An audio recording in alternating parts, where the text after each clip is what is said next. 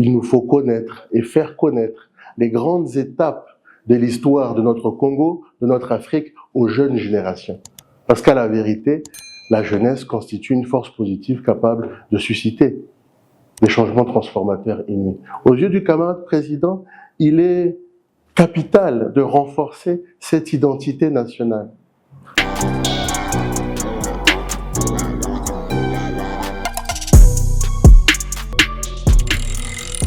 Alors, bonjour Monsieur le Premier Secrétaire de la Force montante congolaise. Bonjour cher ami.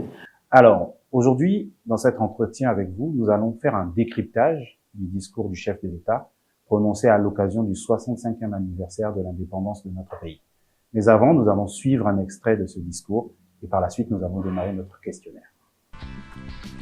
Mes chers compatriotes, nous célébrons le 65e anniversaire de l'indépendance de notre pays, alors que la paix est dangereusement menacée par un contexte international marqué par la récurrence des conflits armés. Cette situation ne peut faciliter la sortie d'une crise économique lancinante dont les répercussions compromettent le bien-être des populations. Le Congo a célébré cette année son 65e anniversaire sous le thème « Mobiliser vers la paix, ensemble, poursuivons la marche vers le développement ». Quelle analyse faites-vous de cette thématique ? Merci pour la question posée. En effet, il y a quelque chose qui a retenu mon attention. Le camarade président a d'entrée de jeu rappelé dans son adresse le thème avec lequel nous avons commémoré notre indépendance cette année. C'est là un signal très fort, c'est là une piqûre de rappel, c'est là un appel à la vigilance, un appel à l'action dans un contexte mondial incertain, voire géopolitiquement tendu.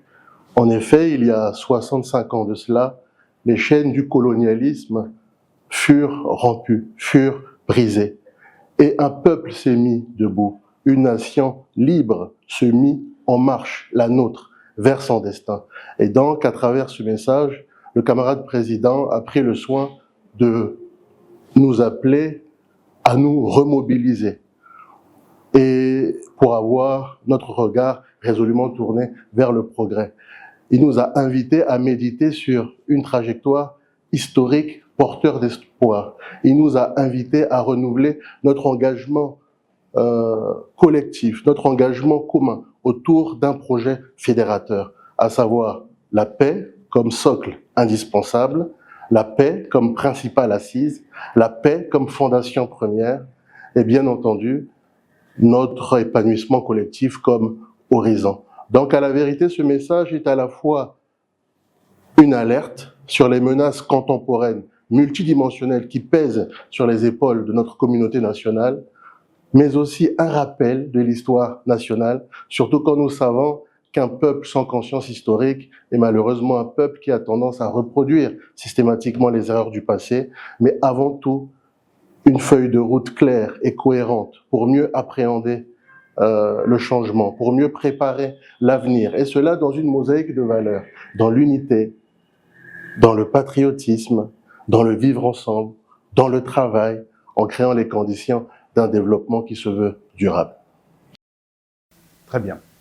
Alors, Monsieur le Premier Secrétaire, dans ce discours du chef de l'État prononcé à l'occasion des 65 ans d'indépendance de notre pays, nous aimerions savoir qu'est-ce qui vous a le plus marqué dans ce discours. Le discours du président est à mes yeux une orientation stratégique. À la vérité, le camarade président nous a rappelé l'importance de consolider la paix.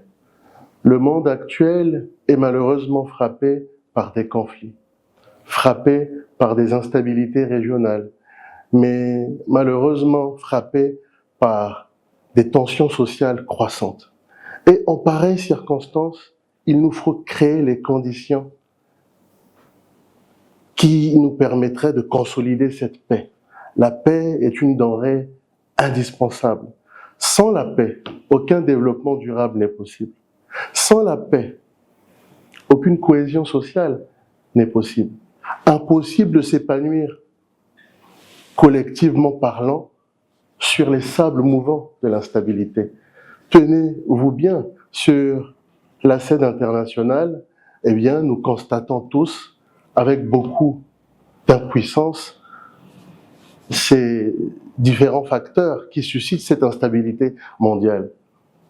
Lorsque la scène internationale est fortement frappée par la montée des conflits, fortement frappée par ces conflits internationaux, frappée aussi par la résurgence de ces nationalismes agressifs, malheureusement marquée aussi par un multilatéralisme qui a tendance à s'effriter. Qu'est-ce qu'on constate? Le Congo résiste bien, et cela grâce à la volonté d'un homme qui arrive à préserver cette paix, cette stabilité politico-institutionnelle, cette cohésion nationale. Et cela n'est pas le fruit du hasard. À la vérité, c'est le résultat constant, c'est le résultat d'un travail constant, profondément axé sur un dialogue qui se veut dynamique, vivant et sous le leadership du camarade président Denis Sassou Nguesso. Et permettez-moi donc de m'indigner quand nous constatons l'irresponsabilité de certains acteurs politiques qui malheureusement appellent à l'insurrection populaire en instrumentalisant les mots qui minent notre jeunesse. Au XXIe siècle, dans un contexte international délicat, on ne peut plus jouer avec la vie des gens. Et cela en occultant les efforts consentis par le camarade président Denis Sassou Nguesso en créant les conditions d'un environnement propice au plein épanouissement de notre jeunesse. Alors, durant son discours, le président de la République l'a évoqué, et on aimerait savoir, d'après vous, pourquoi les jeunes générations ou la jeune génération devrait-elle s'approprier l'histoire de notre pays? Vous savez, les jeunes incarnent naturellement l'avenir de ce pays. Et donc, aux yeux du camarade président, il est impératif de s'approprier l'histoire nationale. Il est impératif de s'approprier l'histoire de l'Afrique. Pour tout vous dire, aux yeux du camarade président, il nous faut préparer l'avenir en préservant notre mémoire collective. Notamment, il nous faut connaître et faire connaître les grandes étapes de l'histoire de notre Congo, de notre Afrique aux jeunes générations. Parce qu'à la vérité, la jeunesse constitue une force positive capable de susciter des changements transformateurs inouïs. Aux yeux du camarade président, il est capital de renforcer cette identité nationale. Parce que cette identité nationale permet en vérité de dépasser les appartenances particulières pour forger un sentiment d'appartenance commun. Renforcer cette identité nationale, ce n'est pas cultiver le repli de soi ou encore exclure les autres, non. C'est assumer ce que nous sommes pour mieux dialoguer avec le monde. Vous le savez mieux que moi, vous êtes jeune comme moi, super cultivé et très intéressé par l'histoire de notre monde. L'Afrique, pour des raisons qui nous dépassent, a été en proie à de nombreux chocs et traumatismes historiques. Aujourd'hui, les 3/4 des Africains sont malheureusement plongés dans un état comateux et ont tendance, par la force des choses, à regarder le monde avec des yeux qui ne leur appartiennent plus. Vous savez, pour la petite histoire, l'instrument le plus puissant de l'oppression n'est pas la force physique, c'est la manipulation culturelle. Quand un peuple perd sa culture, il perd son âme, il perd son identité, il perd ses repères et il devient là vulnérable à toute forme de domination. Celui qui contrôle la mémoire historique d'un peuple contrôle la vision que ce peuple a de lui-même et de son avenir. Et donc je tiens à saluer les efforts consentis par le gouvernement de la République qui, à travers la tenue des États généraux de l'éducation nationale, a mis un accent particulier pour tout mettre en œuvre dans ce sens. Il nous fallait donner un caractère afrocentré à nos programmes et à nos manuels scolaires. Vous savez, hier, nous avons lutté pour notre liberté. Nous nous sommes indignés face à des chaînes visibles, les chaînes de l'esclavage, les chaînes de la colonisation. L'esclavage, comme vous le savez, nous aura appris à obéir, quand la colonisation, elle, nous a appris à oublier. Donc aujourd'hui, il nous faut pointer du doigt avec beaucoup de diplomatie, avec beaucoup de tolérance, mais par-dessus tout avec beaucoup de responsabilité, certaines chaînes invisibles, des chaînes insidieuses, des chaînes aliénantes qui malheureusement lient nos esprits, étouffent notre mémoire et dans le pire des cas, enterrent notre dignité. Donc voilà le sens qu'il faut donner à ce message, porteur d'espoir. Monsieur le Premier secrétaire, l'attachement au panafricanisme est une question qui tient beaucoup à cœur au président de la République, chef de l'État. Quel est votre avis sur l'importance de la connexion entre le Congo et l'Afrique, le panafricanisme? Quel est votre regard sur cette question? En effet, le camarade président Denis Sassou Nguesso, premier membre d'honneur de la force montante congolaise, président du comité central du Parti congolais du travail, a pris le soin de nous rappeler l'importance du panafricanisme. Aujourd'hui, il nous faut réaffirmer cet attachement au panafricanisme pour une raison essentielle. Dans un monde où les grandes puissances font entendre leur voix, dans un monde où les grandes puissances s'affirment et ont tendance à défendre leurs propres intérêts, aux yeux du camarade président, le panafricanisme s'impose comme un impératif stratégique et historique pour l'Afrique. À ses yeux, le panafricanisme est ce levier de solidarité et d'unité pour les pays africains qui partagent des défis communs, des défis généralement interconnectés, systémiques, qui ne sont pas seulement des questions nationales, mais à la vérité des problématiques continentales qui nécessitent une approche concertée, une approche groupée, une approche solidaire et une approche cohérente. Aux yeux du camarade président Denis Sassou Nguesso, le panafricanisme est aussi une réponse à la fragmentation du continent africain. Vous le savez mieux que moi, l'Afrique post-coloniale a malheureusement hérité de frontières arbitraires, ayant fragmenté les peuples, ayant fragmenté nos cultures respectives et malheureusement ayant fragmenté nos économies. Et donc, aux yeux du camarade président, le panafricanisme propose une recomposition de cette mosaïque en un tissu solidaire et cohérent. Et donc, nous, génération montante, il nous faut plaider pour l'intégration économique de l'Afrique. Je pense là à la ZLECAf, un marché commun, porteur d'espoir, qui va sans doute redynamiser nos économies respectives. Il nous faut mettre un accent particulier sur l'intégration culturelle. Et là, au passage, je pense là à Cheikh Anta Diop, qui disait que la culture est une âme bienveillante qui permet l'harmonie de tout un peuple. Donc aujourd'hui, il nous faut regarder dans la même direction. Et ça passe aussi par l'appropriation de cette unité culturelle. Je pense là aussi à l'intégration politique. En vérité, l'Union africaine n'est autre que l'institutionnalisation politique de l'idéal panafricain. Et donc, aux yeux du camarade président Denis Sassou Nguesso, ce panafricanisme-là, est aussi un appel à la souveraineté réelle de l'Afrique. À la souveraineté réelle de l'Afrique, par une voix forte, par une voix qui s'autodétermine, par une voix collective sur la scène internationale. Qu'est-ce que nous constatons? Nous constatons que dans le cadre des relations internationales contemporaines, les plus grandes puissances, à savoir la Chine, l'UE, la Russie, les États-Unis, eh bien défendent prioritairement leurs propres agendas. Et donc aujourd'hui, l'Afrique doit parler d'une seule voix. Et pour exister face à ces blocs, l'Afrique n'a pas d'autre choix, en vérité, de s'unir pour peser sur la scène internationale. J'aimerais chuter en disant que le panafricanisme n'est pas un rêve nostalgique. Le panafricanisme n'est pas une idéologie dépassée ou surannée.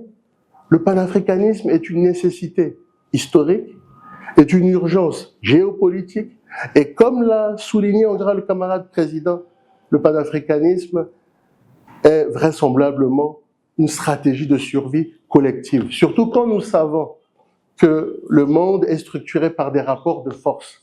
Et donc aujourd'hui, il nous faut faire entendre notre voix.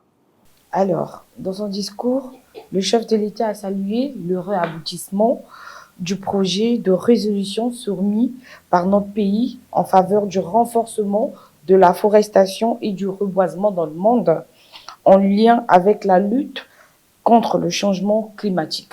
Alors, quelle analyse faites-vous de ces propos? Vous savez, le camarade président, c'est pas la première fois que je le dis, est un Mouéné. Et donc, est un homme en phase avec les réalités naturelles. Le camarade président Denis Sassou Nguesso est convaincu que cet Homo sapiens, devenu aujourd'hui par la force des choses, cet Homo economicus, peut vivre en parfaite harmonie avec Mère Nature. Vous savez, le développement durable nous permet de répondre aux besoins des générations présentes sans forcément compromettre le besoin des générations futures.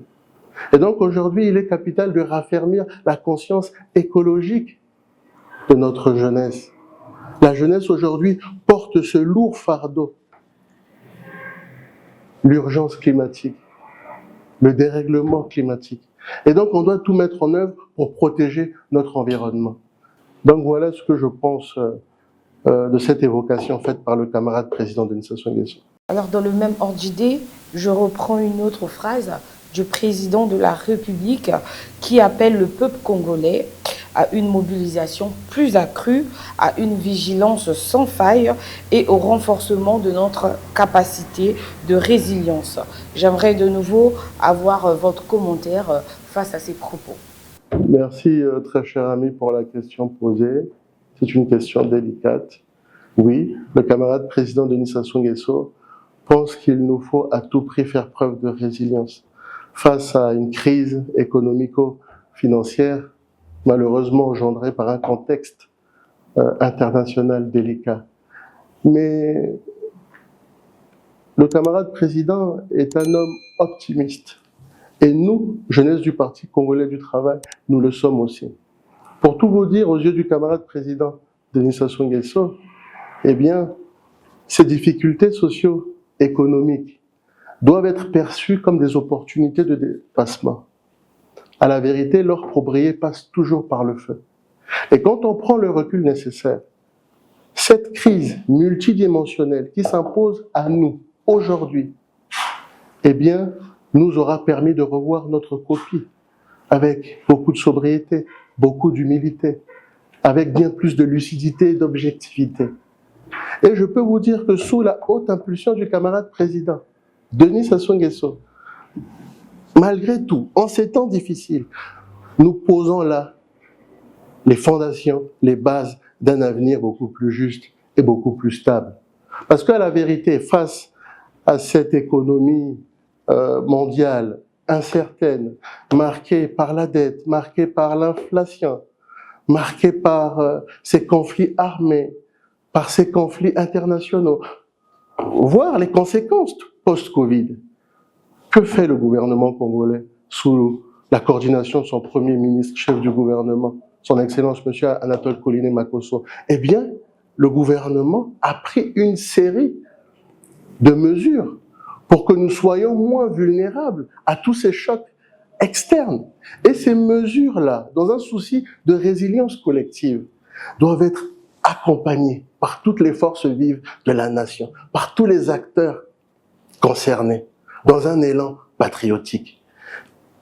En parlant de mesures, le gouvernement, eh bien, a pris l'option, je ne sais pas si vous vous en rappelez, a pris l'option de rationaliser la dépense publique pour veiller avec rigueur, avec sens de l'État, à ce que chaque franc CFA du contribuable serve l'intérêt général et non les intérêts particuliers. Le gouvernement, sous la coordination de son premier ministre, chef du gouvernement, eh bien, à renforcer la discipline budgétaire. Non pas dans un esprit d'austérité aveugle, mais dans un esprit résolument tourné vers une urgence républicaine. Le gouvernement, aujourd'hui, avec beaucoup de responsabilités, poursuit ses efforts en matière de diversification économique, pour ne pas dépendre uniquement de l'exploitation des matières premières. Et dans le même ordre d'idées, dans le même élan, dans le même esprit, le gouvernement, aujourd'hui, a engagé des réformes fiscales très importantes pour élargir notre assiette fiscale, pour améliorer la mobilisation de nos recettes intérieures et bien évidemment pour se sevrer, pour lutter contre cette dépendance pétrolière. Et dans un souci d'égalité et pour aussi doper la résilience de cette frange sociale, le gouvernement encore aujourd'hui est en train de protéger avec force et détermination les populations les plus vulnérables, avec des politiques sociales adaptées à leur réalité. Et je tiens à souligner que le programme Lisungi est un exemple éloquent. Voyez-vous. Et donc, pour résumer, dans un monde incertain, où les fondements de l'économie mondiale vacillent, où les certitudes s'effritent, qu'est-ce que nous constatons? Nous constatons que le Congo refuse la résignation, sous le leadership du camarade président, Denis Sassou Nguesso. Et dans cet esprit, nous avons conclu un programme avec le Fonds monétaire international.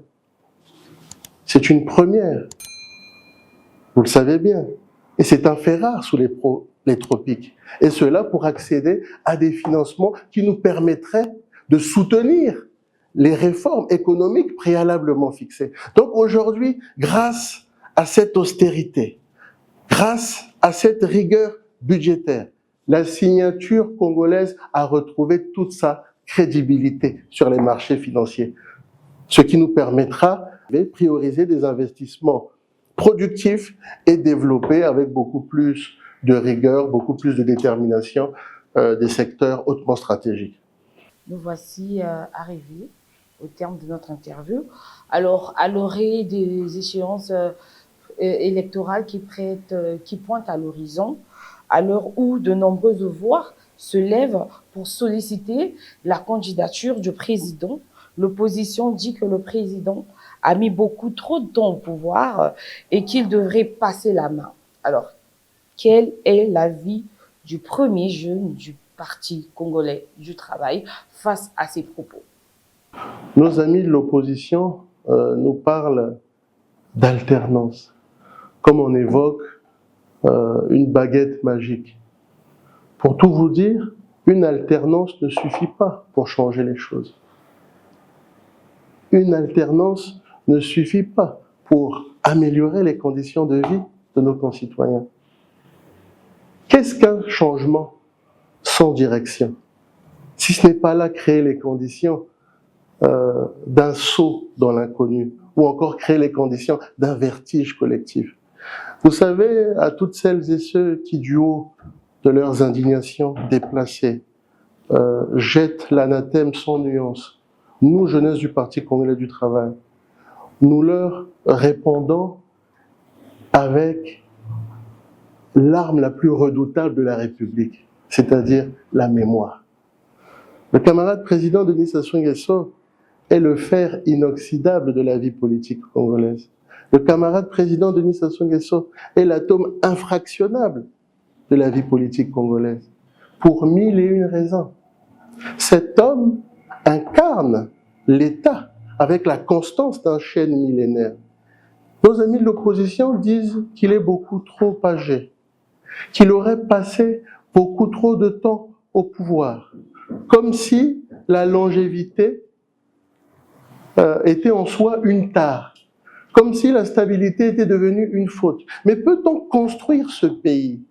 Peut-on créer les conditions de notre prospérité collective avec des mains inexpertes? Nous disons non.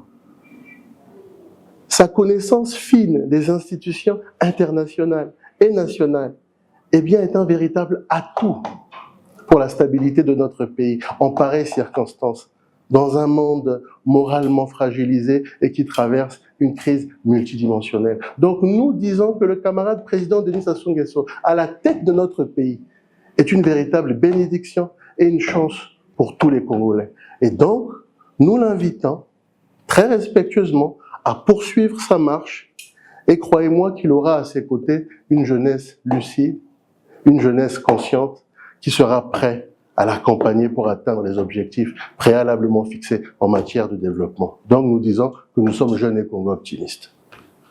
Monsieur le Premier secrétaire de la Force montante congolaise, merci de nous avoir accordé cet entretien. Merci à vous. Chers téléspectateurs, nous arrivons au terme de cet entretien. J'ai été accompagné par ma collègue Dévolo Gloire. Cet entretien a été un décryptage du discours du chef de l'État, prononcé à l'occasion du 65e anniversaire de l'indépendance de la République du Congo. À très bientôt.